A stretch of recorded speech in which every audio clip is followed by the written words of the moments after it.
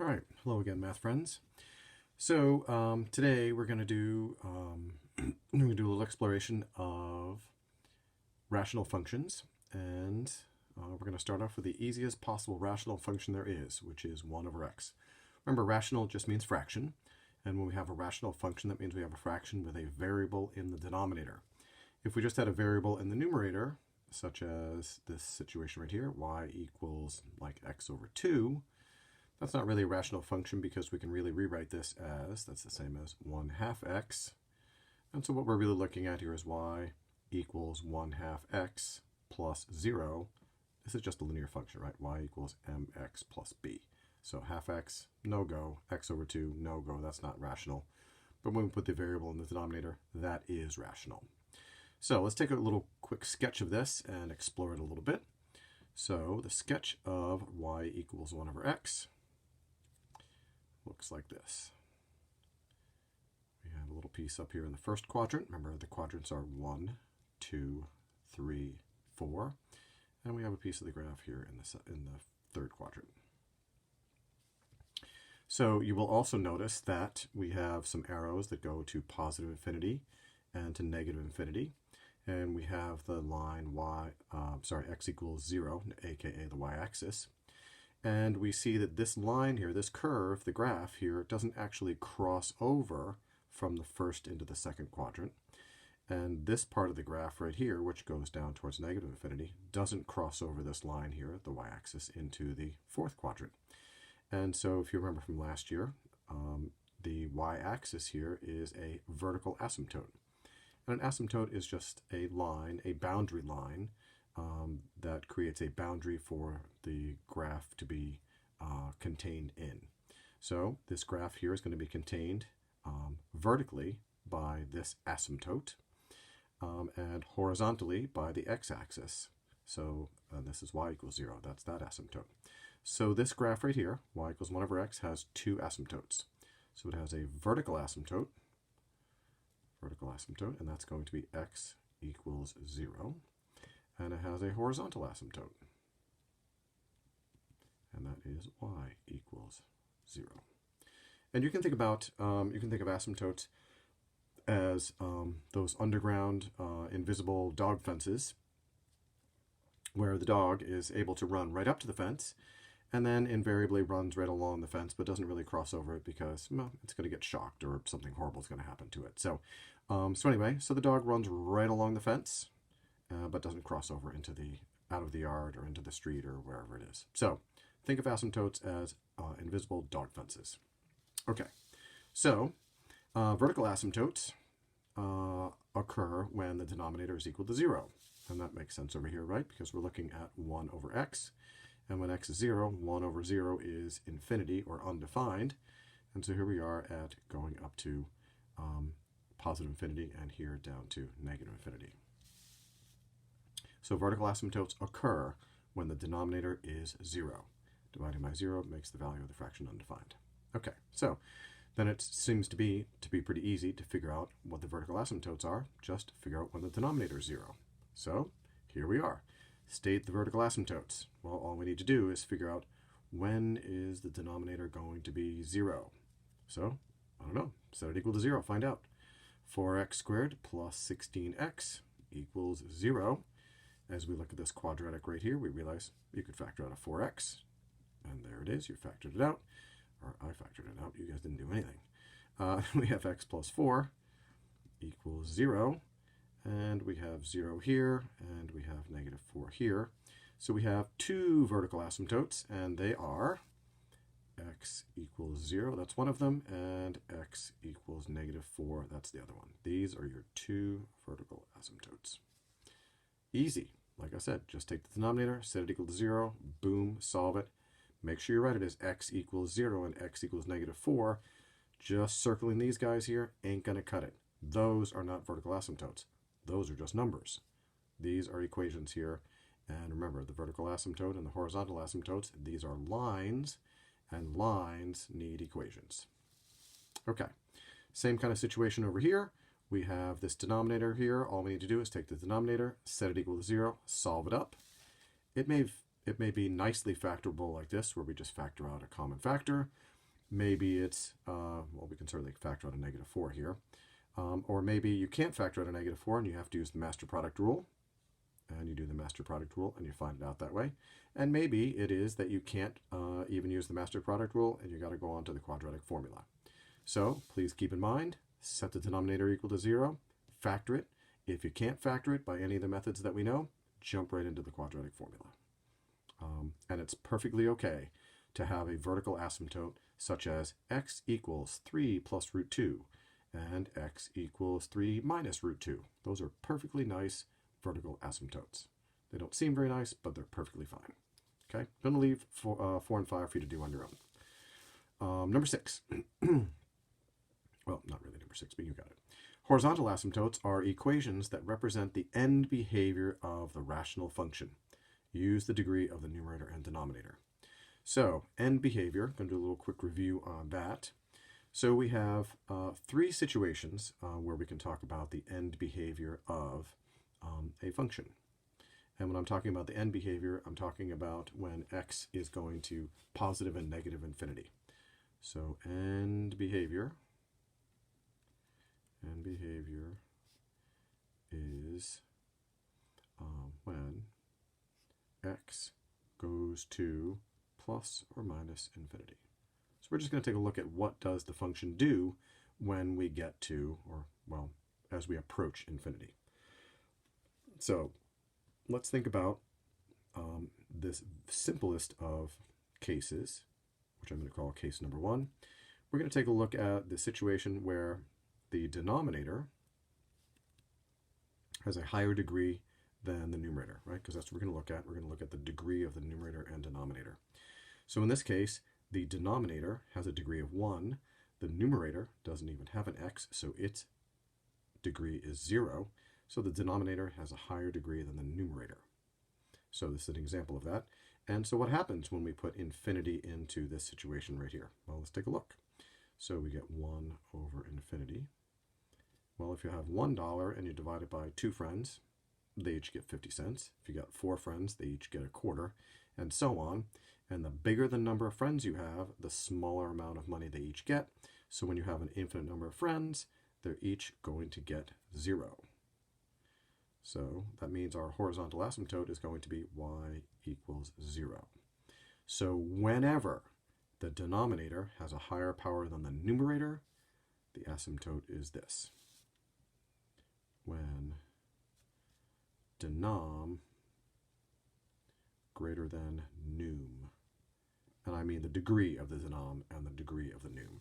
So there is your horizontal asymptote right here. So when the degree of the denominator is bigger than the degree of the numerator, y equals 0 is your asymptote. That's case number 1. Here's case number 2. Let's say we have, again, a very simple situation here.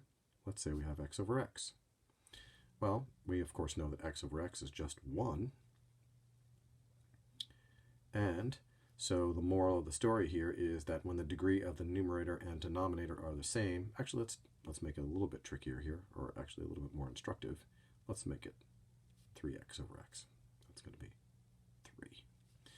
So when we have a numerator and denominator that have the same degree, then what's going to happen is we're going to take a look at the ratio of the numerator leading coefficient to the denominator leading coefficient. And in this case, that's 3 over 1, or just 3. So we're going to have y equals 3. So this is, and it's obviously not always going to be y equals 3. It's going to be the ratio of the numerator to denominator. So when denom equals num, take ratio of leading coefficient of num and denom. Okay, case 3 we're going to look at in a little while, and that's going to be when the degree of the numerator is higher than the degree of the denominator. So here we get a chance to take a look at some of that right here. So for each function, identify the horizontal asymptote. So again, we're just going to look at whether we have case 1, where the denominator degree is bigger, in which case we have y equals 0, or we have them the same, in which case we have y equals the ratio. So let's take a look right here. And so we have a situation here where the denominator has a higher degree than the numerator, so that's easy. Our horizontal asymptote is going to be y equals 0. Remember, horizontal is going to be straight across, and those are always y equals something. So there is our horizontal asymptote right there, again, because the degree of the numerator is smaller than the degree of the denominator. Let's take a look over here. We see here that the degree of the numerator and denominator are the same. That's case 2. That means we're going to use the ratio of the leading coefficient of the numerator and the leading coefficient of the denominator. So in our case right here, that's 1 to negative 2. So our horizontal asymptote is going to be y equals negative 1/2. And we're done. That's it. All right, fine. I'll spoil the party right here. Okay, so when the numerator has a higher degree than the denominator, we're still going to take the ratio of the leading coefficients, but we're going to add, in this case, an x. And if you can just imagine here that x squared divided by x, of course, is just going to be x. So our horizontal asymptote, it's actually not going to be horizontal, it's going to be what's called a slant asymptote. So I'm going to write slant asym. And that occurs when the numerator has a higher degree than the denominator. We're going to take the ratio of the leading coefficients, and we're going to stick an x on the end of that, because x squared divided by x is x. So in this case, it's going to be y equals negative 1/4 x. And this is our slant asymptote. And that's all I have to say about horizontal and slant asymptotes. Okay, so for each function, identify the intercepts. So we're talking about x-intercept and y-intercept. And again, this is easy enough because we have talked about this many times. In order to find the x-intercept, make y 0. In order to find the y-intercept, make x 0. So let's do number 11. So in order to find the y-intercept, let's do the y-intercept first, because it's generally easier in these kinds of situations. So the y-intercept is just going to be when we put in 0 for the x's. So we got 0 minus 1 is negative 1. 0 plus 12 is 12. So the y-intercept is negative 1/12. And if you wanted to be cool about it, you could also write this as an ordered pair. So we would have 0, comma, negative 1/12, and that would be fine. But y-intercept, negative 1/12 is perfectly fine. X-intercept, well, that's a little more challenging. So in order to find the x-intercept, we need to make y equal to 0. So we got 0 equals x squared minus 1 over negative 4x plus 12. If you're curious about that little beep that just occurred, it's 10 p.m. So I'm working on your video right now, and I'll upload this at school because school internet's faster than my internet. We are going to set this equal to 0. And we know that when we have a fraction that's equal to 0, and we want to find out when it's equal to 0, all we need to do is worry about the numerator, because the denominator is not going to affect when this fraction is equal to 0, because fractions are equal to 0 when the numerator is equal to 0. So all we need to do then is worry about this little piece right here, which is x squared minus 1 equals 0. And of course that occurs when x equals plus or minus 1. So our x-intercepts, we actually have 2 of them, plus and minus 1. So we have our x and y-intercept right here. Again, we've done this many, many times. And I'm going to leave for you to do on your own numbers 10, 12, and 13.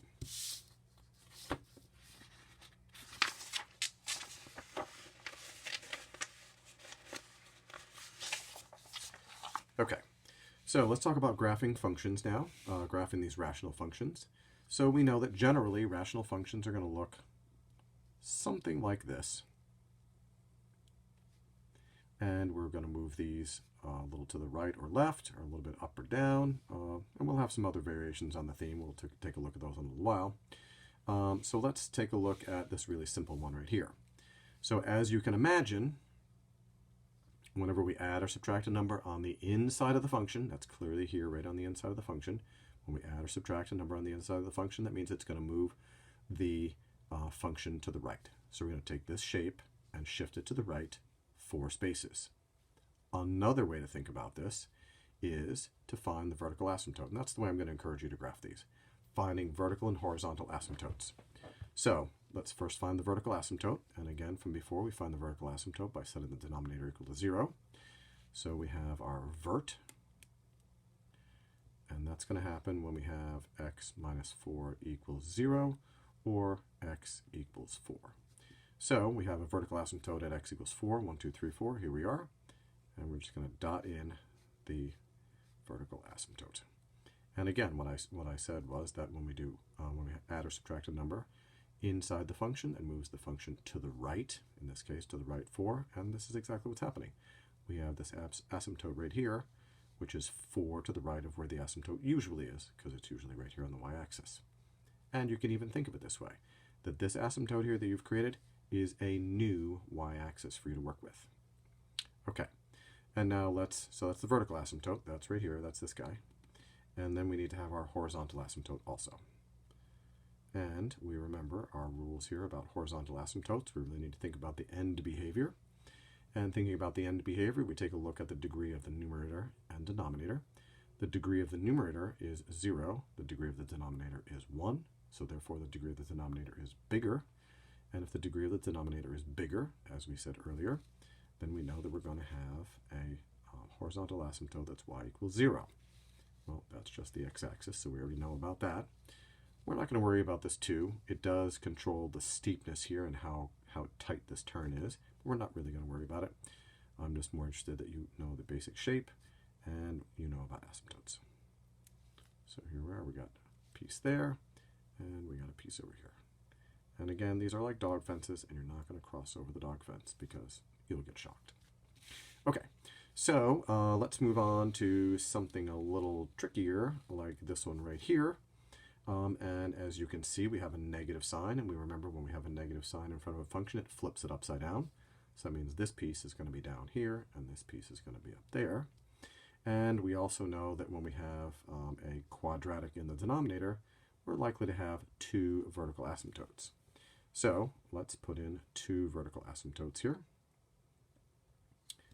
Go to the right page here. I feel like I skipped something.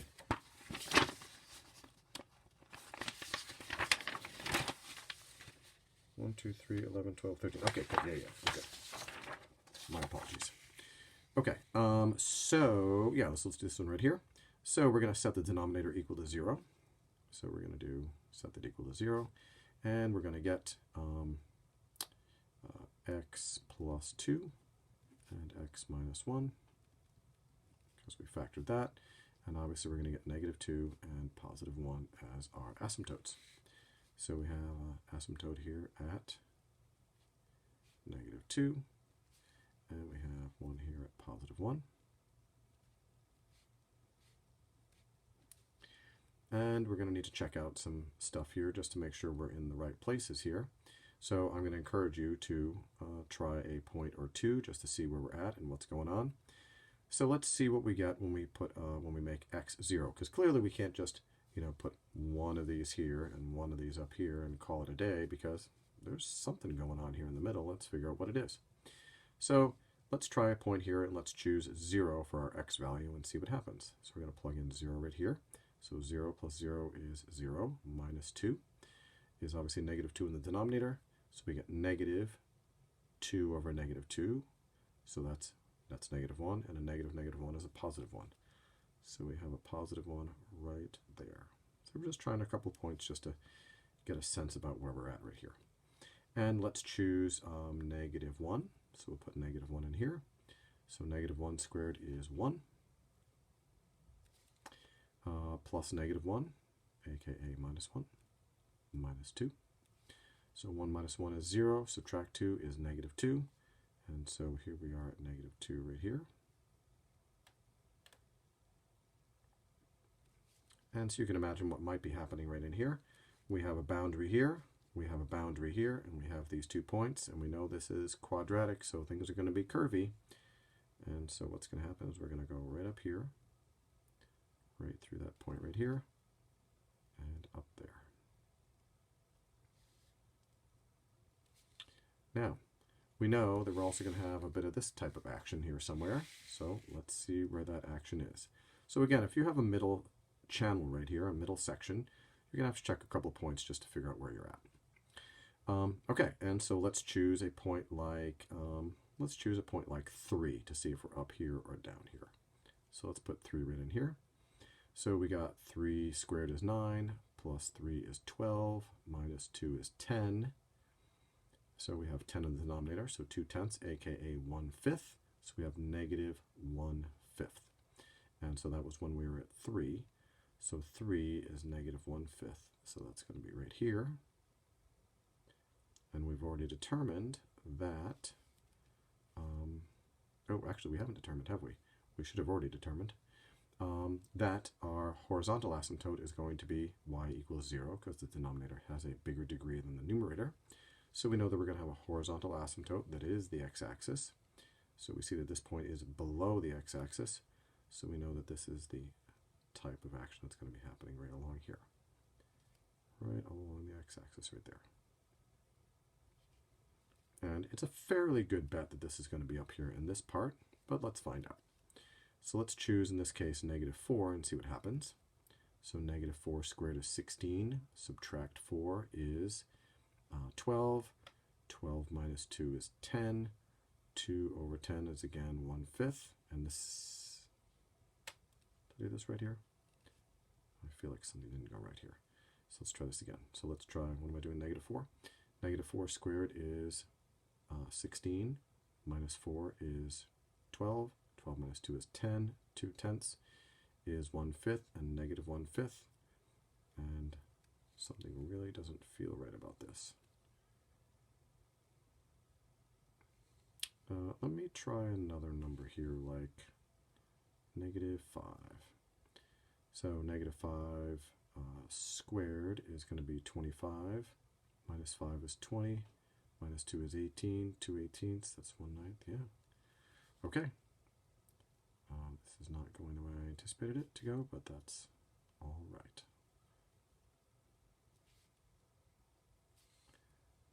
Gotta say, something really doesn't quite feel right about this. I'm going to try 3 again. 3 squared is 9. 12, 10, 2/10, 1/5, negative 1/5. That's down there. Hard to argue with that. Okay, well, there it is. There is our function. Can't argue with the math. So again, when we have a channel in the middle, we're going to try a couple points. And, you know, I actually have an answer to this, so I could actually just check. 16 is, yep, there it is. 16 is right there, and that's exactly, I must have done something wrong with here, with the something in the middle there. So I'm going to do a little quick calculation. 10 o'clock is not the best time for me to be doing math. Let's check the stuff here in the middle. So let's check negative 1 again. So negative 1 squared is 1. And 1 minus 1 is 0. Negative 2. 2 over negative 2 is negative 1. And a negative 1 is a positive 1. And so that is, oh, that's right here. So what we have, sorry, my apologies. Glad I checked, is this parabola in the middle. There we go, that's better. Parabola in the middle. Sorry about the, I'm going to cross it out with green. Cross it out with green right there. Yep, so there's a parabola in the middle, and then we got these two guys down here. So like I said, it's a variation on the theme of that. All right, back to red. Okay, I don't want to spend any more time on these, but you get the basic idea. Find your vertical asymptote, find your horizontal asymptote, and then if there's a place in the middle, check a few points, and check a few points on the other pieces as well to figure out whether, or what quadrant, essentially what quadrants you're in. And again, we're going to move the, we're going to re-establish a y-axis and an x-axis. Okay, let's do this one right here. Let's do 15. So we need to find the horizontal and vertical asymptotes. So again, let's start with the vert. And again, remember the vertical asymptote occurs when the denominator is equal to 0. So we set that guy equal to 0. So that means we're going to have x equals 3. And that's our vertical asymptote. So 1, 2, 3.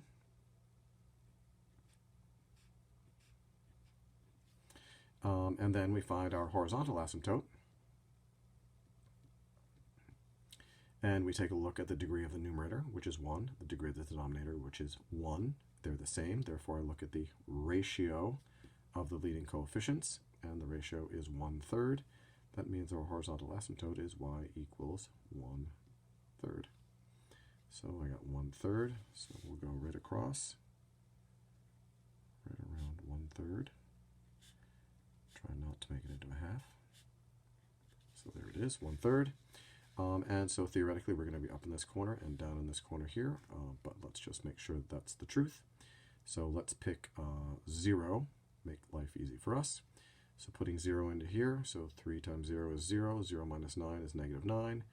Putting 3 right here, we got 6 over 9, 6 over -9 actually is -2/3, so we're down here.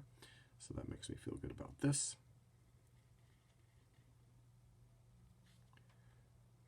And let's just make sure we check up here. Let's choose +6.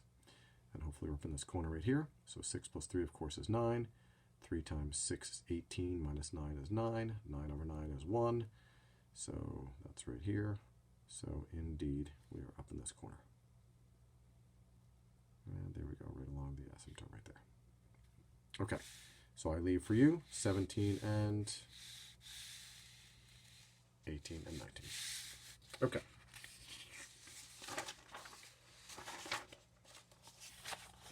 All right. So sometimes we have places where the denominator is equal to 0, but those places actually cancel out. So in our previous problems, we have set the denominator equal to 0, and we have found our asymptotes that way, which is great. But sometimes one of those terms cancels off, and so we're going to take a look at that right here. The way we're going to do that is we're going to factor the numerator. So we're going to have x plus 2 and x plus 1 over factoring the denominator. We're going to have x plus 2 over x plus 4. So it looks like, remember, the vertical asymptotes happen when the denominator is equal to 0. So it looks like we're going to have a vertical asymptote at -2 and a vertical asymptote at -4.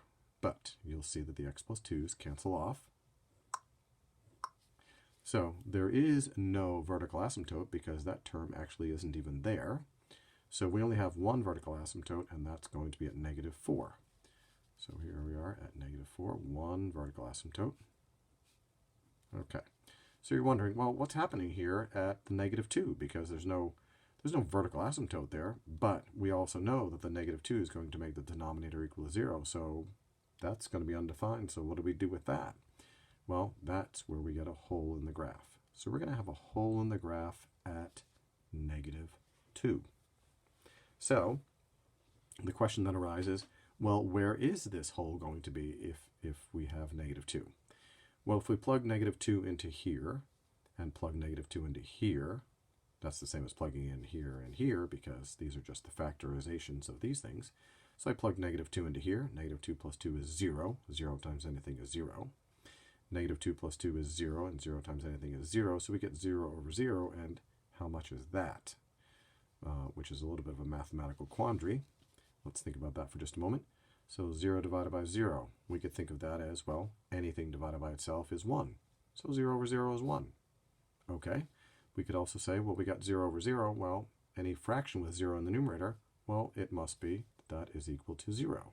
So 0 over 0 equals 0. Well, we also know that any fraction with 0 in the denominator is undefined. So 0 over 0 is undefined. Well, which of these is it? Is 0 over 0 1? Is 0 over 0 0? Is 0 over 0 undefined? Or is 0 over 0 even something else? Well, it totally depends on the context. And so we've discovered here that the negative 2 is the place that's going to make this 0. And so we're trying to figure out exactly where does this hole exist. Well, we know the hole is going to exist at negative 2 something. Maybe it's 1, maybe it's 0, maybe it's undefined, and maybe it's something else. Well, let's find out. The way to find out is take the negative 2 and plug it into right here and here, not the terms that got canceled off, but the ones that still remain. So let's plug it in. So negative 2 plus 1, well, that's negative 1.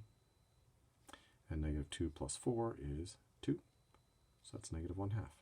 So our hole exists at negative 2, negative 1/2.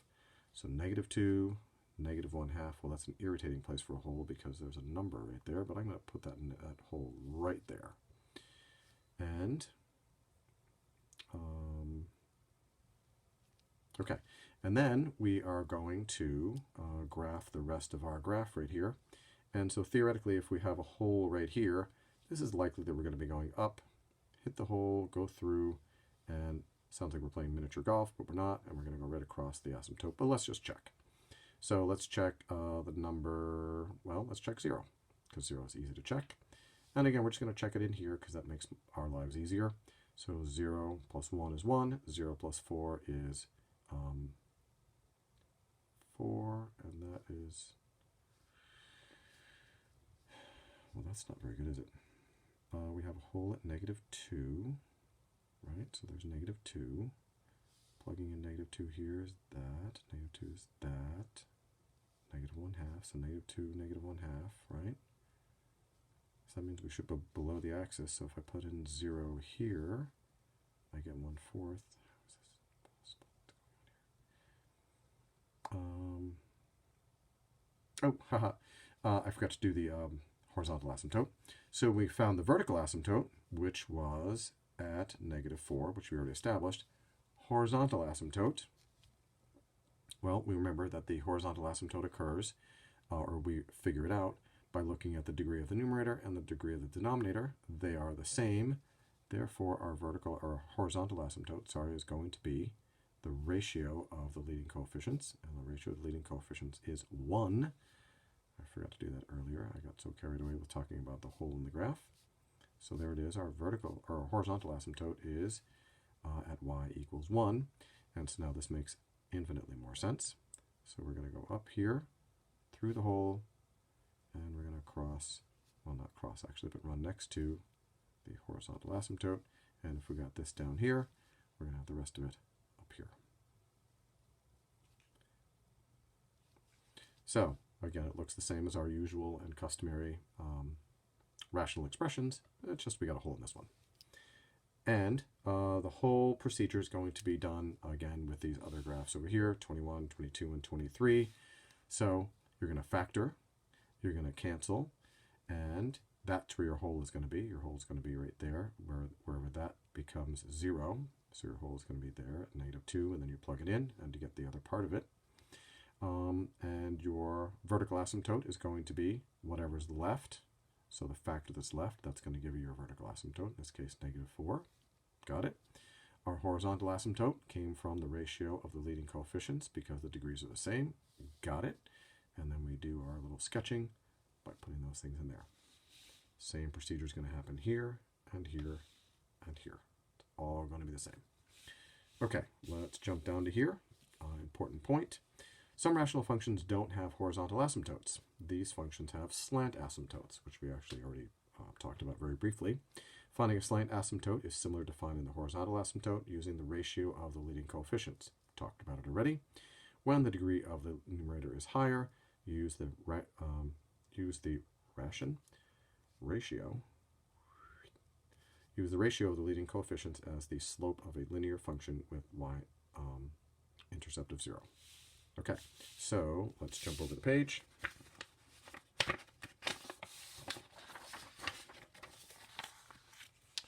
And here we are. So we want to find the slant asymptote and then make the graph of the function. So let's take a look at this one right here. And so we have, we see that the degree of the numerator is bigger than the degree of the denominator. So we know we're going to have a slant asymptote. And that means we're going to take a look at the leading coefficient. which is in this case negative 1/3. So our slant asymptote is going to be y equals negative 1/3 x. So, and that's plus 0, so we're going to start right here. And we're going to go up 1/3, 1, 2, 3. Down 1/3, 1, 2, 3.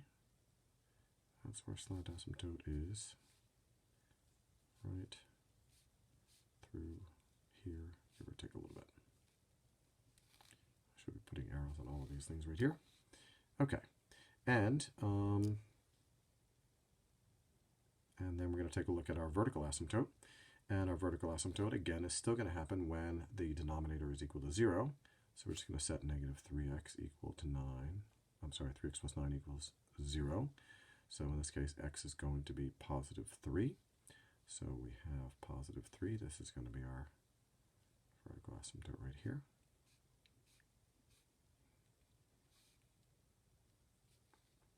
Okay.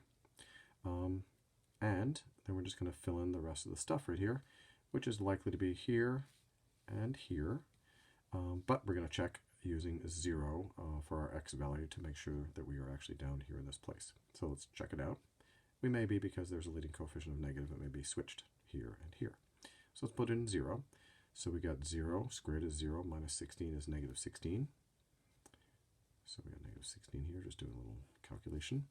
And put 0 right here. Negative 3 times 0 is 0, plus 9 is 9, so negative 16 ninths. So we can see that that is down here somewhere. It's almost at negative 2, so not quite at negative 2. So we can just do our little slant asymptote. So we run along the dog fence. In this case, our dog fence is slanted. And there we go.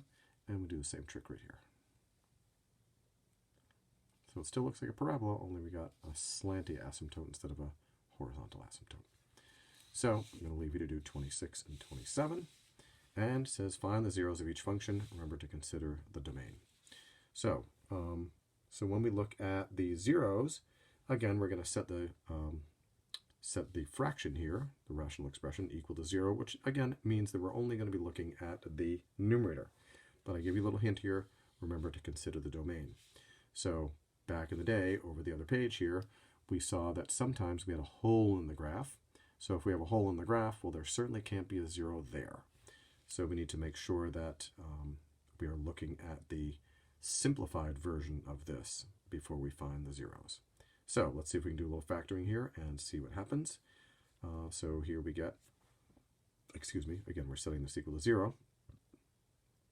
So we're going to factor out an x, and that's going to give us x squared plus 5x plus 4.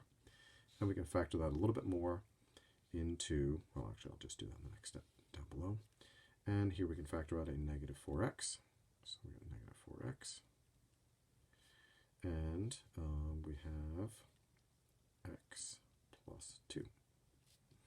Okay, so it appears as though, oh, I need to do a little more factoring here, sorry. So we got x times x plus 4 and x plus 1. And here we have negative 4x times x plus 2.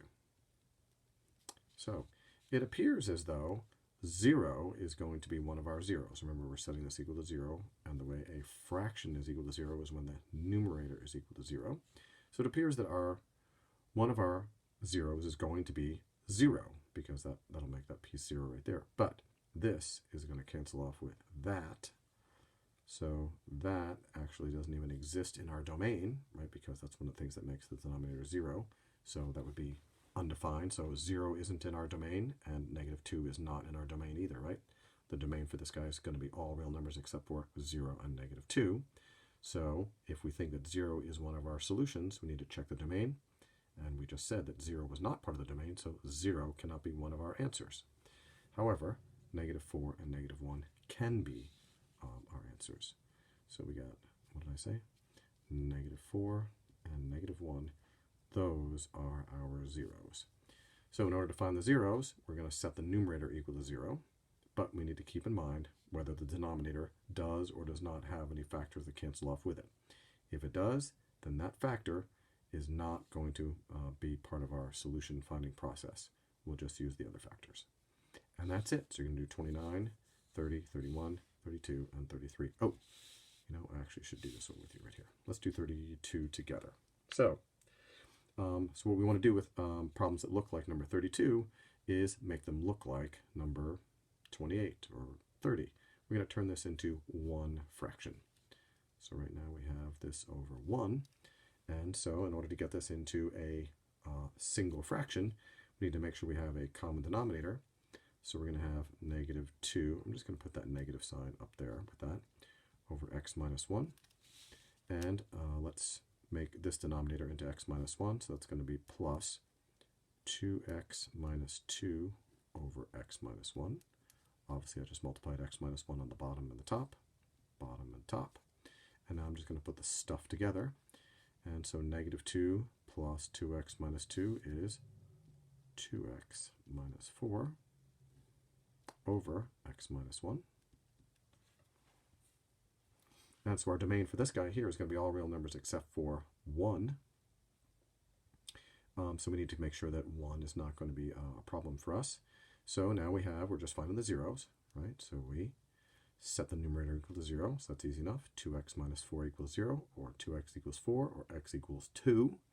Is 2 an acceptable solution here? Yep, because it fits in the domain. Remember, the domain here is all real numbers except for 1. 2 isn't 1, so the solution here is going to be 2. That is our 0 for number 32. So the rule here is put these two guys together into one big happy fraction, and then set the numerator of the fraction equal to 0, keeping in mind the denominator because that affects your domain. So there it is. So your mission is to do all of the rest of the problems that I haven't done. So anything that hasn't gotten done on this page right here and on all the other pages so far is your assignment, and I will see you on Thursday. I will see you on Thursday, and I'll upload this video tomorrow morning. See you Thursday.